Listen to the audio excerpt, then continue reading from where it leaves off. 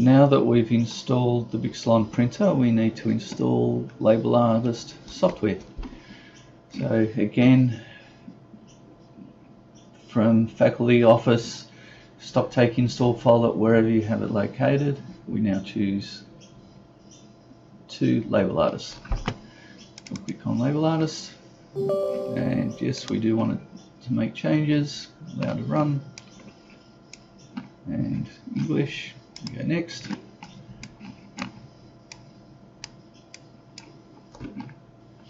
And we go next.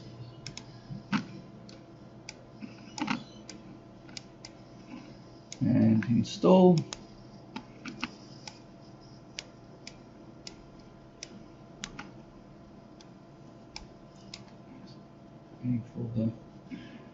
Waiting while it installs, and then click on finish, and you'll see on your screen there Label Artist is installed.